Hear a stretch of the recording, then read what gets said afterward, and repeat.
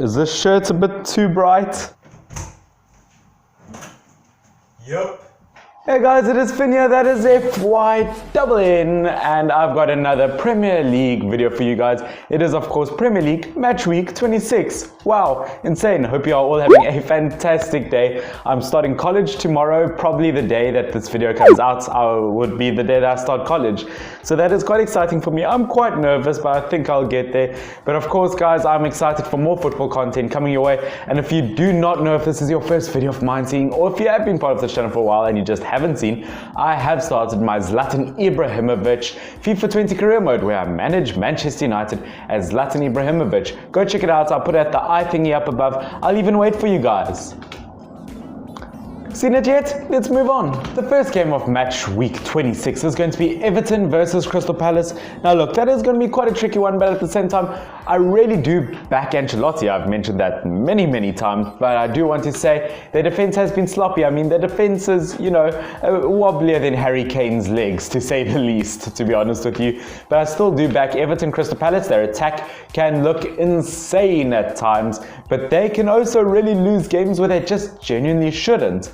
It's a mixed bag of results. It could go either way, but I'm going for Everton.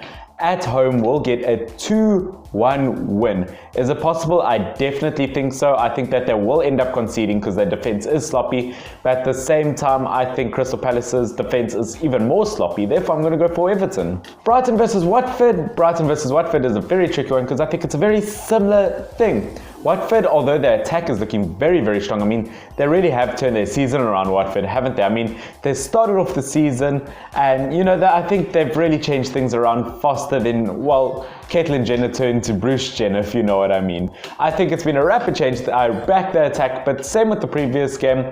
I do kind of doubt their defense. Look, they've got okay midfield, okay attack, but when it comes to the likes of Brighton, I really do back them all around when it comes to goalkeeper, defender, midfielder, striker, you name it. I back them, and I'm going to give it the same result as the previous one. I'm going to give it a 2-1. I am fairly confident with that. Sheffield United versus Bournemouth. Now this is going to be a good one because the new Greek defender for Sheffield United was actually born in South Africa, Johannesburg, my country. So I think the young centre-back is going to do South Africa proud. Come on lad, you can do it for us. But I definitely do back Sheffield United anyway because they've been on fire form so far this season. And Bournemouth, not so much. Still struggling without Aka. And for a team that was so potent and strong in their attack last season, is potent the correct word? I don't think Bournemouth's attack is nearly as good as it was last season, and it has seriously just dropped. They are not in a good place, Bournemouth, this season. And at the end of the day, I am going to have to give it to Sheffield United with a 1-0 result. It is quite weird that, of course, Manchester United was linked with King from Bournemouth as a striker option. I mean, look, Manchester United, we need a striker while Rashford is injured. I mean, but I don't know, King, are we really that desperate? I don't think we are. Hello? We signed a 30-year-old guy from Shanghai on a 6-month loan. Manchester City versus West Ham. This is a very tricky one because West Ham haven't looked good at all this season, to be honest with you. They really should pick up on form. Manchester City, that game versus Spurs, wow, it was a very good game to watch, but I don't think Pep's very happy. I mean, Pep, do you think there are way too many VAR problems so far this season? More than you believe. At the end of the day, I have to say there's so much strength behind this Manchester City team. They really can achieve a lot. I'm going to give them a 3-0 win. And whether or not I think that was a penalty versus Spurs, look, I do maybe think that it was a penalty, that second one. I do think that Sterling got to the ball first. That is what I saw. But the reason he didn't get a card, the reason everything was the way it is, the way Sterling didn't go off with a red, is maybe because I do think if Hugo Lloris got there first, then of course he got the ball and then it got Sterling and then Sterling tripped over, if that makes sense. So I think even if Lloris is the reason why Sterling fell, I think Lloris still got the ball first. Of course, I just want to quickly stop. I did tell you about my Zlatan career mode series, but I also want to tell you I did make a video talking about the impact on teams the recent transfer window had, what I think the transfer window, the impact will have on Inter Milan, how I think they'll do in the Europa League now because of that. Manchester United, was Bruno Fernandes enough? Who knows? Wolves versus Leicester City. Look, without Adama Traore, Wolves Wolves is just, well, it's Wolves. It's just missing an extra element in the team, which could really seriously harm them. And Leicester, look, I back Leicester. I think their attack's great. Vardy hasn't gotten a goal this year yet, which I really hope he can. And I hope he retains that golden boot position. I think that would be amazing for him. But of course, he is injured, or he has struggled a tiny bit with injury. But yeah, I think he is back now. He's looking strong. Hopefully he can score. And I do want to say, Wolves drew to Manchester United. And because of that, look, I think Leicester's a more attacking, better team than Manchester United. And as I said, without a Traoré, I have to give it to Leicester. I have to give it a 1-0 to Leicester away from home. Southampton versus Burnley. Look, Southampton, great form. Ings definitely deserves a spot in the Euros. If, you know, the likes of Kane and Rashford isn't ready for them. Burnley, I mean, they've been doing well against top teams lately, and Southampton isn't even a top team. And purely based on form, I'm going to give this one to Burnley. I'm going to give it a 2-1 away win for Burnley. That's what I'm going to go for. Norwich versus Liverpool. Look, Liverpool need like 6 more wins until they win the Premier League, and there's like 12 more games left. That is so depressing. I mean, if they lose these games, I mean, they might not win it, I guess. So you're telling me there's a chance? At the end of the day, in the beginning of the season, Norwich did get a goal past Liverpool, but that's just because Alisson got injured in the game. I think they've pretty much got all their fit players back in, except for Mane. He's the only first-team player, like proper first-team player that I know of that isn't going to be ready for the game. Therefore, I'm going to go for Liverpool 5-0. It's a very confident win, but I can see Liverpool just getting a very confident win in this game. Villa versus Spurs, I mean, look, as I said, the whole penalty thing that happened, very controversial. Spurs is the kind of team to beat Manchester City, the champions of the Premier League from last season, and then lose against a team like Villa. That just seems like something Spurs will do. But I mean, a very good, very strong performance against a team without their main striker Harry Kane, which I'm surprised they didn't get a new striker on a small loan.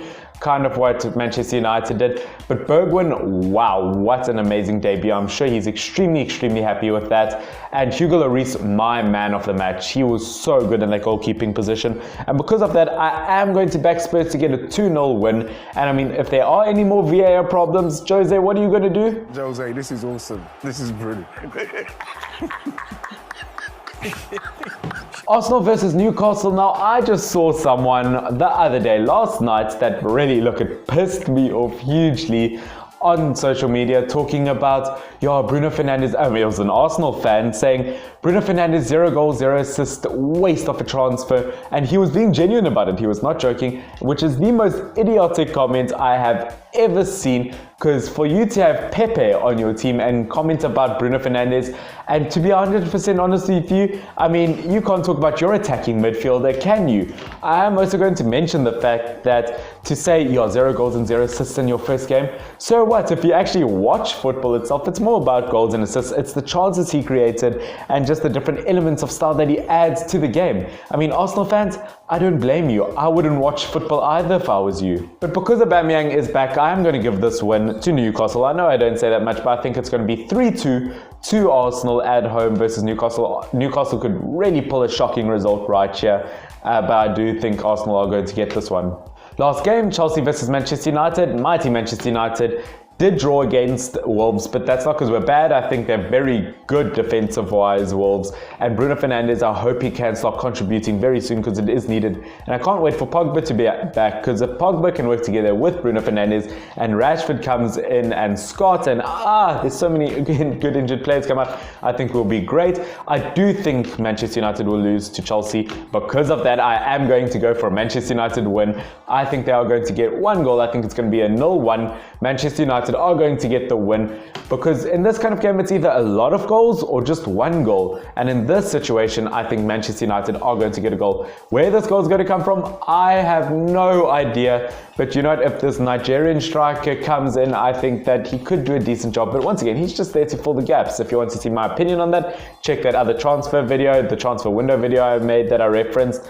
And guys, otherwise let's just jump straight into my fantasy team. Fantasy team is exactly the same as last week, just because, you know what, I'm so confident every player there can get points. I know there's no one from the Arsenal-Newcastle game because, I mean, I'm not going to gamble. I don't know if anyone's actually going to get points in that game.